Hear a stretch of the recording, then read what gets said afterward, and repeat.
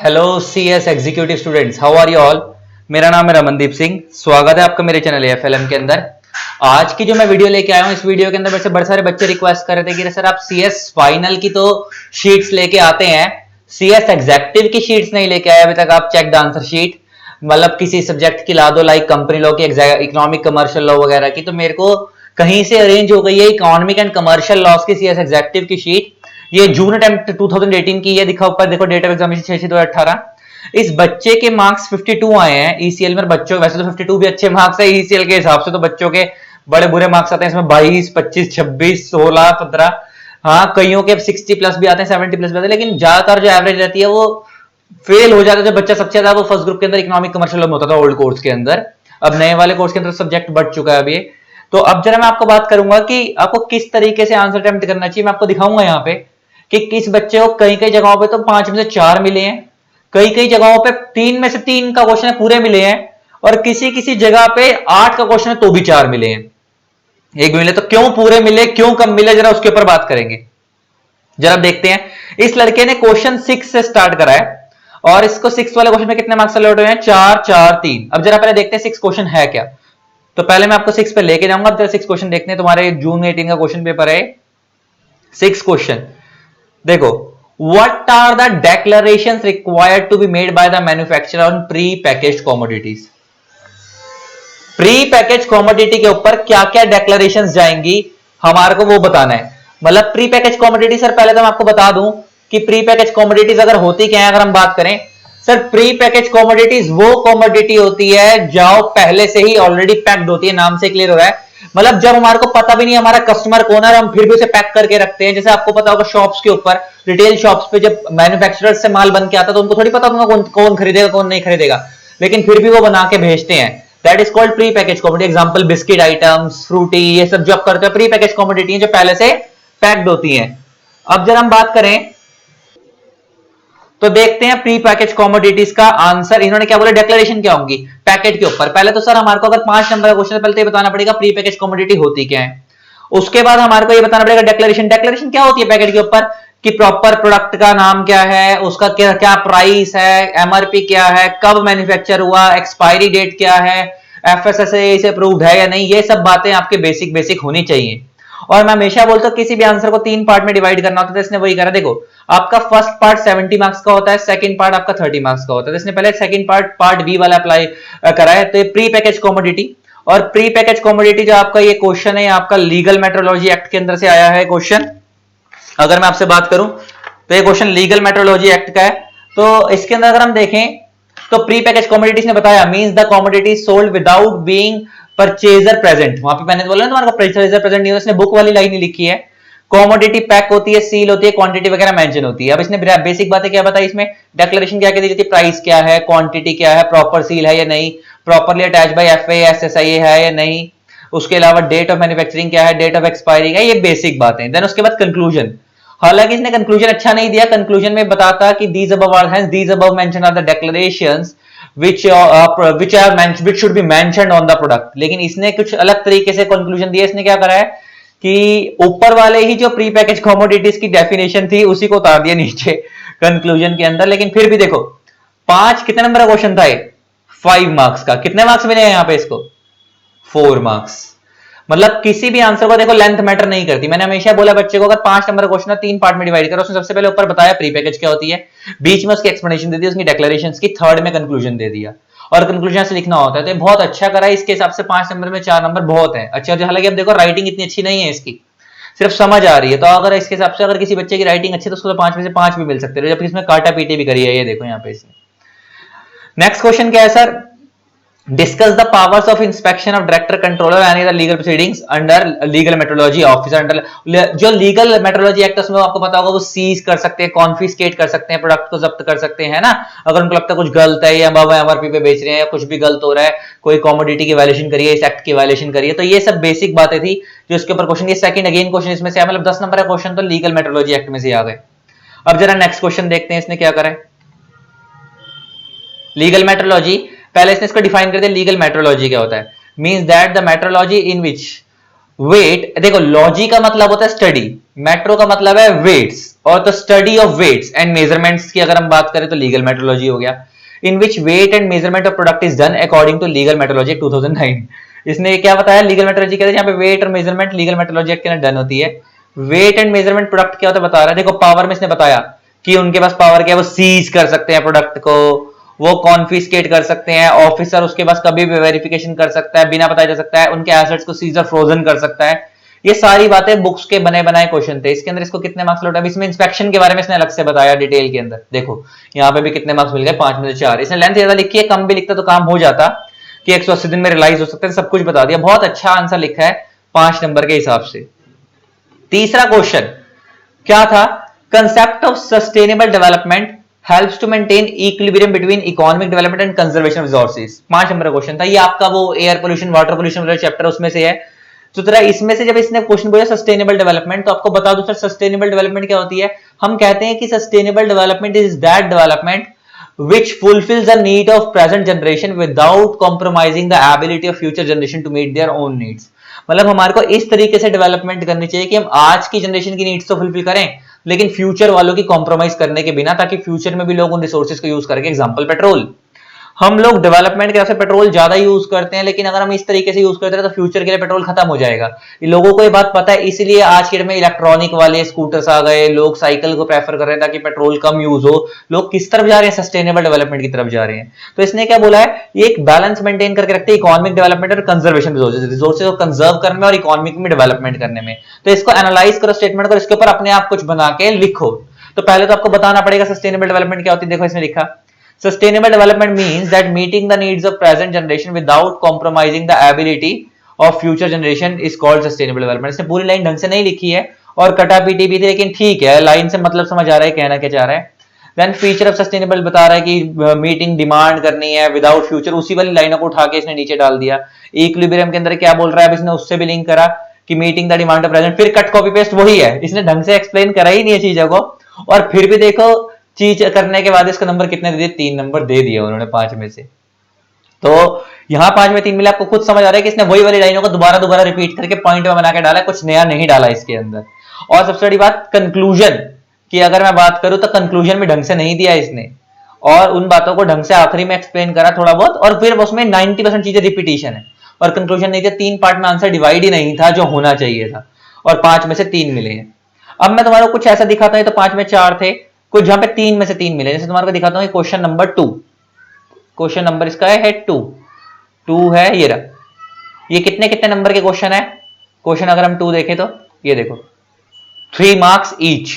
अब जरा बाहर शीट से दिखाता हूं इसको कि क्वेश्चन नंबर 2 में कैसे कैसे मार्क्स अलॉट हुए हैं। क्वेश्चन नंबर 2 3 मार्क्स ईच है। ये देखो एक क्वेश्चन में इसको पहले क्वेश्चन 3 का ए पार्ट, ये पेंडिंग लिस्ट पेंडेंट्स वाला था, 3 में से 3, अगले में भी 3 में से 3, सी वाला 0, डी वाले में 3 में से 3, ई वाले में 3 में से 3, मतलब पूरे मार्क्स मिले। अगर ये वाला भी अटेम्प्ट करता तो इसको पूरे मिलते। ये देखो अब हम आंसर स्टार्ट कर रहे हैं। देखो क्वेश्चन 2 का आंसर है, पहले क्वेश्चन देखते क्या है। Nothing new should be introduce in pending litigation. तुम्हारे को पता होगा डॉक्ट्रिन ऑफ लीस्ट पेंडेंट्स जो है वो यही बोलता है कि जब तक अगर किसी प्रॉपर्टी को लेके 2 बंदों में कोई डिस्प्यूट है तो वो प्रॉपर्टी कोई उस प्रॉपर्टी में कोई नई चीज इंट्रोड्यूस नहीं होगी, उसके अंदर कोई नया मैटर नहीं लेके आया जाएगा, और वो प्रॉपर्टी तब तक किसी और को ट्रांसफर नहीं हो सकती जब तक पहले वाला मैटर कोर्ट में रिजोल्व नहीं होगा। और अगर उसे ट्रांसफर करना है तो पहले कोर्ट की परमिशन लेनी पड़ेगी। तो ये क्या बोल रहा है, nothing new should be introduce in a pending litigation is a well known concept of property law. पहले तो बताओ ये क्रिटिकली वैलिड दिस कांसेप्ट। ये कांसेप्ट क्या है, doctrine of pending litigation. Doctrine का मतलब होता है प्रिंसिपल, सिद्धांत। तो ये उसका हो गया। 3 नंबर क्वेश्चन तो इसने देखो बताया, as per prescribe section of transfer of property act. देखो इसने सेक्शन मेंशन नहीं करा, जो लोगों का मिथ है कि सर सेक्शन अगर मेंशन लिख करके आएंगे तभी नंबर मिलेंगे, इसने सेक्शन मेंशन नहीं करा। वाली बात तो ये है कि डॉक्ट्रिन ऑफ पेंडेंट्स के लिए इसने सिर्फ सीधा क्या करा है, nothing new should be introduced in a pending of litigation. above mentioned state deals in doctrine of pending litigation। इसने पहले स्टेट भी बोला, स्टेटमेंट भी नहीं बोला, ढंग से इसने इंग्लिश भी नहीं लिखी, लेकिन फिर भी देखो इसने पहले डॉक्ट्रिन डिपेंडेंस बता दिया कहां का है। और देखो nothing new should be introduced by the parties who file a suit in a court against the of another parties if introduced they are bound by the decision of the court। ये नहीं करेंगे कुछ भी introduce. तो तुम्हारे को पता है कोई भी प्रॉपर्टी ट्रांसफर नहीं हो सकती जब तक कोई किसी कोर्ट के अंदर इस 2 पार्टीज को लेकर डिसीजन पेंडिंग है। और अगर आपने ट्रांसफर करा सामने वाली पार्टी को बाउंड होना पड़ेगा डिसीजन से कोर्ट के। तो उसके फिर इसने फीचर बताए हैं, 1 पार्टी दूसरे के ऊपर केस करती है वगैरह, 3 में से 3। Second, explain briefly the category the conditions that are conducive to cartelization. देखो कार्टेलाइजेशन, पहले तो कार्टेल तुम्हारे को पता होगा क्या होता है, जहां पे बायर सेलर प्रोड्यूसर्स मिल के मार्केट के अंदर प्रोडक्ट की डिमांड सप्लाई के ऊपर इफेक्ट करते हैं, रोकते हैं, अपने हिसाब से मैनिपुलेट करते हैं, दैट इज कार्टेल। अब जरा क्या होता है, और लोगों को हमारे इंडिया के अंदर एक टोटली करना मना है कि अपनी वो इसका ऐसा करके कार्टेल बना। कार्टेल का मतलब होता है ग्रुप फॉर्म करना। कार्टेल का मतलब ही क्या होता है, ग्रुप फॉर्म करना। तो ये देखो बता रहा है कार्टेल की, अगर ये कहां से आया आपका क्वेश्चन, कॉम्पिटिशन एक्ट से। ये क्वेश्चन कहां से आया आपका, कॉम्पिटिशन एक्ट से। और कार्टेल का मतलब क्या होता है आपको अगर मैं बताऊं तो, ग्रुप। और वहां पे लिखा हुआ है क्लियर कट कि अगर मैं कार्टेल की आपसे बात करूं तो वहां पे लिखा cartel includes an association of producers, sellers, distributors, traders और service providers who by agreement among themselves, जो आपस में एग्रीमेंट करके या तो लिमिट करते हैं या कंट्रोल लगाते हैं, किसके ऊपर, डिस्ट्रीब्यूशन के ऊपर, सेल के ऊपर, प्राइस के ऊपर वगैरह। सपोज 3-4 सेलर मिल गए, आपस में मोनोपोली बना ली कि हम ये वाला प्रोडक्ट इस, वो ही 3 लोग ही डील करते हैं, इसके अंदर बना ली हम इतने का बेचेंगे, इससे कम बेचेंगे नहीं, लोगों को मजबूरी है हमारे पास आना पड़ेगा, दैट इज कार्टेल। और इसका मतलब उन्होंने डोमिनेंस कर ली। और हमारा कॉम्पिटिशन एक्ट ये बोलता है कि डोमिनेंस करना मना नहीं है, लेकिन अब्यूज ऑफ डोमिनेंस करना मना है। तो पहले तो इसको कार्टेल बताना चाहिए था क्या है। और वो कहता है अगर आप ऐसा कार्टेल बनाओगे तो हमारा कंपटीशन टोटली उसको प्रोहिबिट करता है, टोटली प्रोहिबिट करता है। तो इसने पहले कार्टेल बताना चाहिए था, तो कार्टेल बताया नहीं थी, तो इसने कार्टेलाइजेशन बताया, लेकिन उसी के अंदर कार्टेलाइजेशन में इसने कार्टेल को एक्सप्लेन कर दिया। फिर इसने बताया कि अगर ऐसा करोगे तो एडवर्स इफेक्ट हो सकता है। ये लोग कैसे करते हैं कार्टेलाइजेशन, टाइप इन एग्रीमेंट करके, डिस्ट्रीब्यूशन एग्रीमेंट करके, बड़ी सारी चीजें। इसमें भी ये इसका कौन सा क्वेश्चन था, 3 में से 3 मिले, 3 में से 3 मिले हैं, ये सेकंड पार्ट था। तीसरा था फॉल्स ट्रेडमार्क की पेनल्टी कितनी लगेगी, प्रोविजन रिलेटेड टू पेनल्टी। इसको पता ही नहीं थी ये बात, तो इसने वो छोड़ दिया, ये वाला इसने गलत बनाया अपने हिसाब से, तो इसलिए इसको यहां पे 0 मिले, दिखाता हूं 0, क्योंकि इसने पेनल्टी बताई ही नहीं ट्रेडमार्क के अकॉर्डिंग। नेक्स्ट क्वेश्चन था डिफाइन पुजाइन मॉर्गेज। ये पुजाइन मॉर्गेज क्या होती है, बड़े ध्यान से देखना। ये ट्रांसफर ऑफ प्रॉपर्टी एक्ट का क्वेश्चन है। किसका क्वेश्चन है, ट्रांसफर ऑफ प्रॉपर्टी एक्ट का। पुजाइन मॉर्गेज के अंदर क्या होता है, अगर मैं आपसे बात करूं तो पहले दिखाता हूं आपको पुजाइन मॉर्गेज। देखो 2 पार्टीज होती हैं, अगर मैं आपसे बात करूं तो 2 पार्टीज होती हैं, करेक्ट। एक होता है मॉर्गेज के अंदर, अगर मैं आपसे बात करूं तो एक होता है मॉर्गेजर, एक होता है मॉर्गेजी।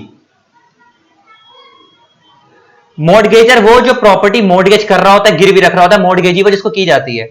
पुजाइन मॉर्गेज वो होती है जहां पे मॉर्गेजर सेम प्रॉपर्टी को किसी दूसरे बंदे को भी मॉर्गेज कर देता है, किसी अनदर पर्सन को भी मॉर्गेज कर देता है। अनदर पर्सन मतलब सेकंड मॉर्गेजर हो गया। इसलिए हम पुजाइन मॉर्गेज को सेकेंडरी मॉर्गेज भी बोलते हैं, पुजाइन मॉर्गेज को सेकेंडरी मॉर्गेज भी बोलते हैं। एग्जांपल लेके बात करते हैं, इसकी प्रॉपर्टी 1 करोड़ की थी, इसने इस वाले मॉर्गेज से 30 लाख का लोन लिया, लेकिन प्रॉपर्टी की वैल्यू कितनी, 1 करोड़। तो इसी प्रॉपर्टी के ऊपर ये दूसरे बंदे से भी अगर 30 लाख का लोन ले रहा है, क्योंकि अभी प्रॉपर्टी की वैल्यू तो 1 लाख है, तो टोटल इसने लोन कितना लिया, 60 लाख का, लेकिन सेम ही प्रॉपर्टी पे लिया, तो लोग कहते हैं इसे हम बोलते हैं पुजाइन मॉर्गेज। इसे हम क्या बोलते हैं, पुजाइन मॉर्गेज। तो इसका मॉर्गेजर यहाँ पे 1 ही है, लेकिन मॉर्गेजी 2 होगा। ये मॉर्गेजी 1 हो गया, ये मॉर्गेजी 2 हो गया।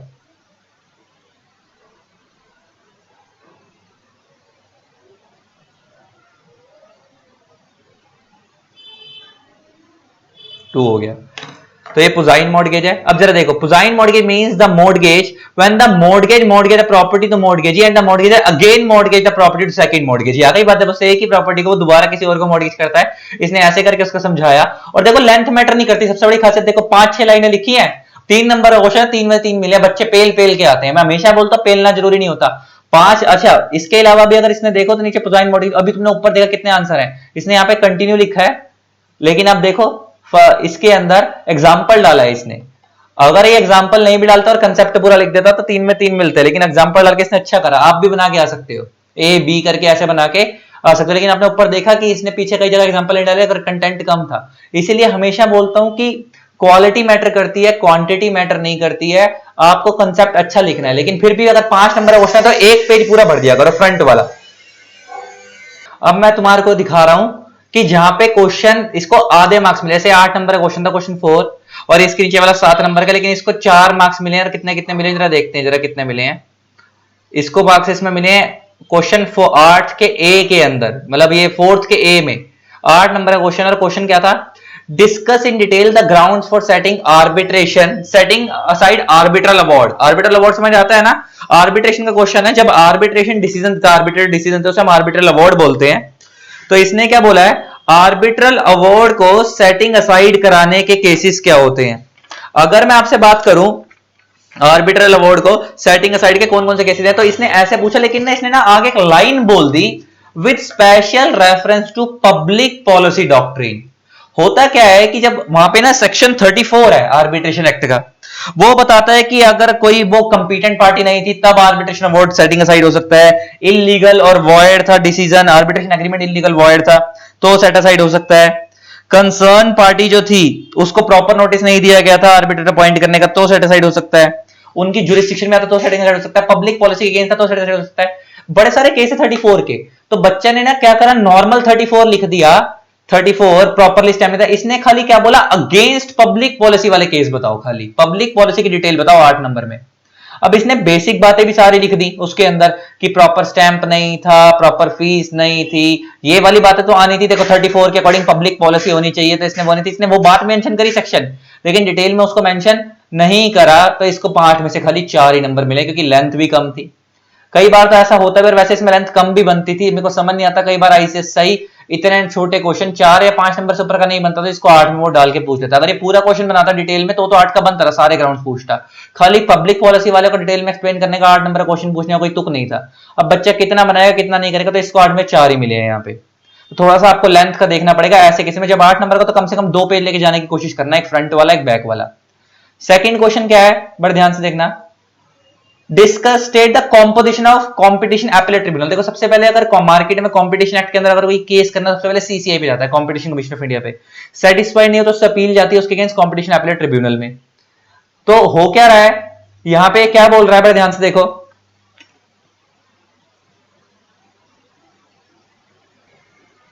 यहां पे क्या बोल रहा है कि सर्कमस्टांसेस बताओ जब कॉम्पिटिशन एपेलेट ट्रिब्यूनल पे केस जाएगा, मतलब और पेश जाएगा, सॉरी, कॉम्पिटिशन एपेलेट ट्रिब्यूनल की कॉम्पोजिशन क्या होती है, मतलब उसमें कौन से लोग बैठते हैं, वो रिटायर कब होंगे, उनकी एज कितनी होती है। हुआ क्या है अब इसमें देखो, इसने क्या करा यहां पे देखते हैं इसको लेके, ये देखो मैं आपको अभी दिखा रहा हूं, अभी खुल रहा है, खुल गया। अब जरा देखो composition of competition appellate tribunal, जरा अब हम इसकी बात करें तो ये देखो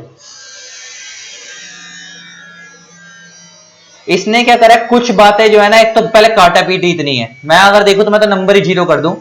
इसने इसमें क्या करा है, कुछ बातें तो सही डाली हैं, कुछ बातें इसने क्या करा, उठा के कंपटीशन जो सीसीआई की जो वो होती है ना डिटेल्स, उनकी कंपोजिशन, सीसीआई कंपोजिशन थी वो इसके अंदर डाल दिया उठा के। लेकिन फिर भी उन्होंने देखो इतनी गंदगी राइटिंग के अंदर भी 4 नंबर दे दिए हैं यहाँ पे। और बच्चा बोलता है कि नंबर सीएस इंस्टीट्यूट नहीं देता। आप ऐसे हालात देखो, ऐसे अटेम्प्ट करने के बाद भी आखिरी के क्वेश्चन में नंबर मिले हैं, और बच्चा बोलता है सीएस इंस्टीट्यूट नंबर देके राजी। 52 मार्क्स कम नहीं है जिस हिसाब से इसने पेपर अटेम्प्ट करा है, और जहां पे इसने अच्छा करा तो आईसीएससी ने पूरे नंबर दिए भी तो है। तो इसका मतलब आप सर ये मान लो कि अगर कहीं ना कहीं आपके नंबर नहीं आते तो गलती आपकी है, आप कहीं ना कहीं लैग करते हैं। इंस्टीट्यूट बिल्कुल अच्छे से जेन्युइनली चेक करता है, यही मैं आपको पहले वाली शीट्स में प्रूव करके दिखा चुका हूं, जो सीएस फाइनल की अभी तक मैंने सारी डाली थी। मैं सीएस फाइनल की फर्स्ट सेकंड ग्रुप की, एथिक्स की, आईटी की, एफएम की, तीनों शीट्स मेरे चैनल पे अपलोडेड है। सीएस एग्जैक्टिव की मैंने फर्स्ट शीट डाली है, अब मैं कोशिश करूंगा कि कंप्लीट लॉ की भी डालूं। आई होप आप लोगों को ये वीडियो अच्छी लगी होगी, आपको गलतियां समझ आ गई होंगी कहां हुई हैं, कैसे हो रही हैं, कहां हमें नहीं करनी चाहिए, किस हिसाब से। और लेंथ का मैं हमेशा बताता हूं, आंसर कभी भी करो, कभी भी आंसर करो तो 3 पार्ट में डिवाइड करो, 3 पार्ट में। सबसे पहले पार्ट में देखो क्या लिखोगे तुम लोग वहां पे, सबसे पहले पार्ट में उसका इंट्रो, उसके बारे में।